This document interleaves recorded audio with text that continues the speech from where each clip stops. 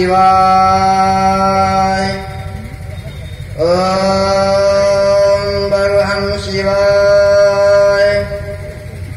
ओम बहवर्भवः सवः तत्सवितुर्वरुणयम् बहार्गोदिस्य धीमहि धियो यो नः प्रचोदयात्। अरे पंडित जी ये का करत हो?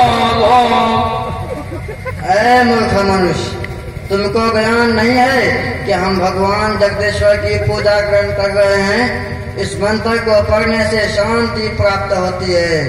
अरे पंडित जी हमार बेटवा ज्ञान भारती पढ़त है, मगर ये शांति जी कहाँ से आई गवा? मूर्ख व्यक्ति, यदि तुमको ज्ञान यानी तालीम तथा समझ नहीं है तो तू विद्वानों से इसकी प्राप्त करने की चेष्टा क्यों नहीं करता? यदि अगर तुम्हारा पुराण इसी मूर्खता में सुहागा हुआ तो अवश्य नरक में जाओगे। पंडित जी हमार बतिया सुना, हम नरक बुझे थी, नरक में हम नहीं, तू चल जाए कुछ लगानो। देखो भाई, तुमको देखो मित्र, तुम पर क्रोध यानी गुस्सा ने आक्रमण कर दिया है। तुम्हारी बुद्धि उचाट हो गई है। हमारी बात ध्यान पूर्वक सुनो। हम तुम्हें श्री भगवान की वाणी बताने जा रहे हैं। भगवान कहता है जो कोई हमारी और अपनी इच्छा से अदा करता है हम उसको मुक्ति देते हैं, वह सदियों के लिए स्वर्गवास हो जाता है। तुम ईश्वर की आज्ञा अनुसार चलने की चेष्टा करो, अवश्य तुम स्वर्ग में जाओगे। हमारे 36 करोड़ भगवान हैं, कोई न कोई जरूर तुमको स्वर्ग दिलाएंगे। ए मैया मेरी, ऐसा है तुम्हारे 36 करोड़ भगवान और देवता बा, भला हत्ते हत्ते कहीं भगवान हुआ था?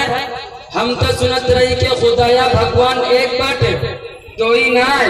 देखो भाई, तुमको ये लोग अंधकार में रखे हुए हैं, इसी कारण तुम समझते हो कि भगवान केवल एक है, परंतु हम तुमको समझाते हैं वही भगवान अनेक रूप धारता है और इस धरती को जीवती और नूर से भर देता है। उदाहरण और मिसाल तुम देख लो, वही भगवान तुम्हारा काबा है, वही भगवान तुम्हारा हाजर असवद है, वही भगवान समान तुम्हारे महर्षि मोहम्मद साहब हैं। तुम्हारी बुद्धि खुली के नहीं? अरे ऐसा कैसे हुई? काबा हमार भगवान नेखे बा और मोहम्मद तो हमार रसूल अतन भगवान नहीं है।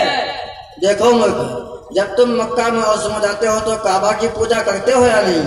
ऐसे ही हाजी असवद को पूजते हो या नहीं? ऐसे ही तुमको ये भी मालूम है कि तुम्हारे किताब अनुसार मोहम्मद साहब का नूर प्रकाशित हुआ और उस नूर से जो जुदा हुआ वही खुदा हुआ। बताओ, यही बात है ना? अरे पंडित जी महाराज, इतनी बात मौलवी साहब नहीं बदली है, मगर मोहम्मद वाली बतिया हमारे मौलवी साहब कहती। देखो, इसी को भगवान या भगवान के रूप धारण कहते हैं। आओ हम तुमको और भी सबूत बताएं और समझाएं कि तुम्हारे धर्म और हमारे धर्म में कोई अंतर नहीं है। जैसे जो राम है वही रहीम है, जो हजरत अली है वही बजरंगबली है, जो मुहर्रम है वही रामनवमी है, जो 40वां है वही हनुमान चालीसा है। तुम्हारे यहाँ इब्राहिम सबका दादा है, हमारे यहाँ ब्रह्मा सबका दादा है। तुम्हारे यहाँ फातिहा का तबरुक है, हमारे यहाँ भगवान चढ़ा प्रसाद है। तुम्हारे यहाँ रबीउल अव्वल का जुलूस है, हमारे यहाँ गणपति और रामलीला का जुलूस है। इसी तरह तीर्थस्थान यानी ज़ियारतगाह का भी सुन लो। तुम्हारे यहाँ अजमेर है, गंगो है, मुंबई के हाजी अली है, कलकत्ता का सैयद बाबा है, दिल्ली का निजामुद्दीन है, बाराबंकी का देवा शरीफ है, बरेली का आला हजरत है, मक्का मदीना है। तो हमारे यहाँ बाबा धाम है, हरिद्वार है, गंगोत्री है, गंगा है, जमुना है, नूह का फैजाबाद है, राम जन्मभूमि है। अरे महाराज, तहर बतिया हमारे मजहब से मिलत है, तो फिर क्या सोच रहे हो? आओ हमारा धर्म स्वीकार कर लो, इसी में मधुशाला है। अच्छा हम जरा सोचत है, तीनक मोहलत दे दो। मेरा नाम मोहम्मद दाऊद बिन अब्दुल मलिक है, मैं मदरसा मदीना दो उलूम का तालिब इल्म हूँ। पंडित जी आपसे थोड़ा मधुर गिला होना चाहता हूँ। कहो बालक, तुम्हारी क्या कठिनाई है? तुमको क्या कष्ट है? तुम्हारी सरलता की कोशिश करेंगे। आपने इस देहाती आदमी को फंसाने के लिए जितनी बातें कही है, इसमें 2-4 बात के अलावा सारी बात के बारे में अवश्य कह सकते हैं। सारी बात बिलाई की बात, कारण है कि इसमें कोई जान नहीं है।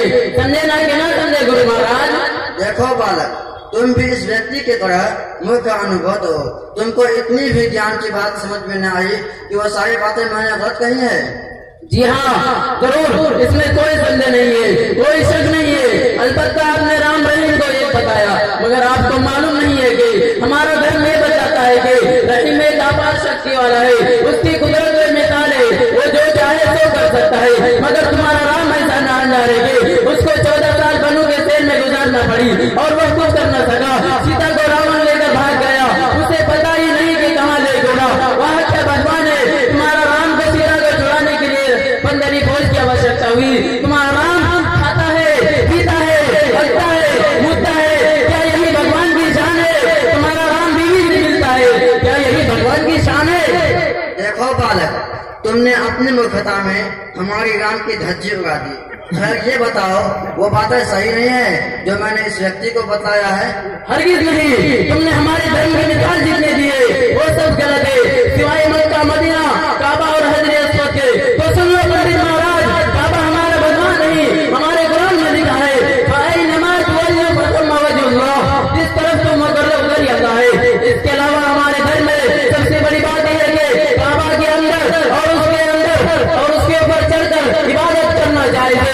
सही है। अब सोचो, अगर काबा हमारा भगवान होता तो क्या हम भगवान पर चढ़ जाते? अगर चढ़ती गए करके भगवान को खोजा गया।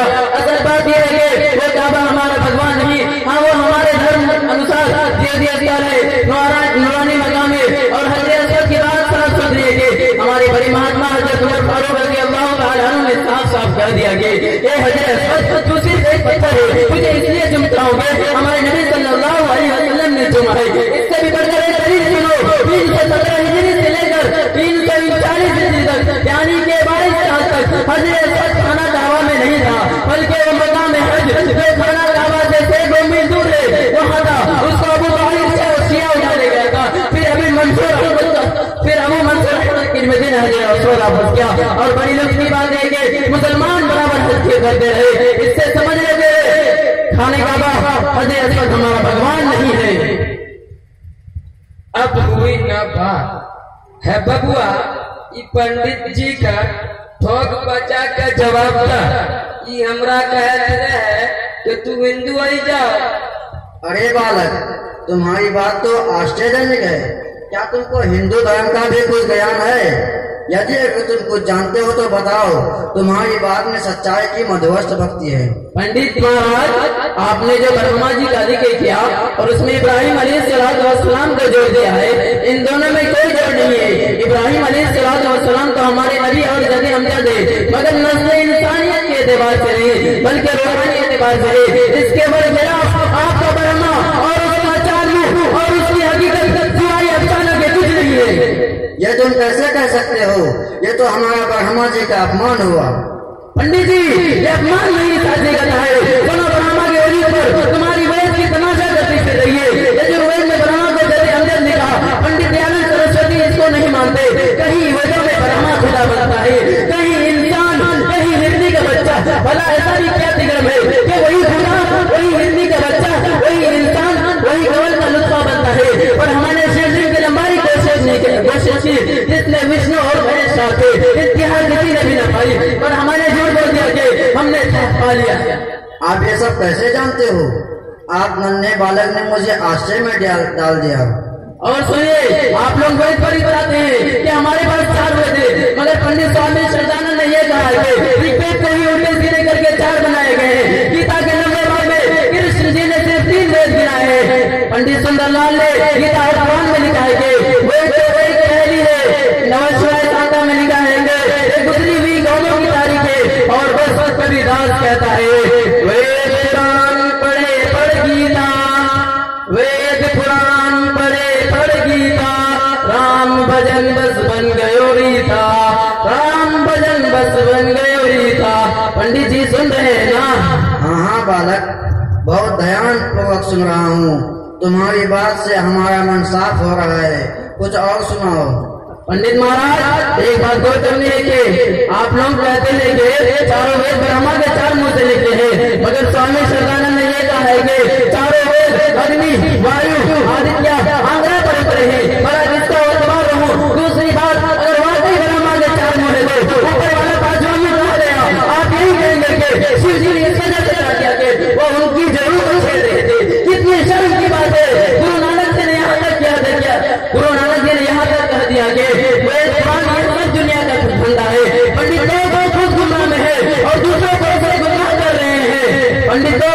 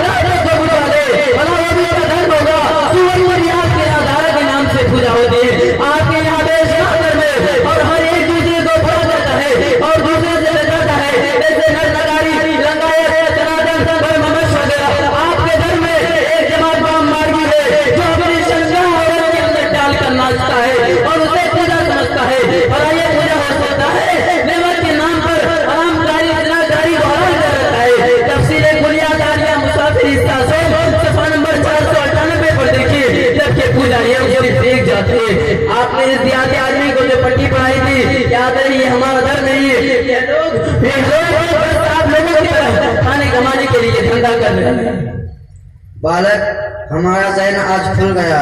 हम इतने जगह है कि बड़े से लेकर छोटे चीज तक को पुजवा देते हैं, यहाँ तक के शर्मगाह को भी। और दूसरी हकीकत तो आपने बता ही दिया। सर, हम अपना धर्म छोड़ गए हैं, आप हमें अपना कलमा पढ़ा दो। पंडित जी कलमा पढ़िए। ला इलाहा इला इलाहा ला इलाहा इला इलाहा।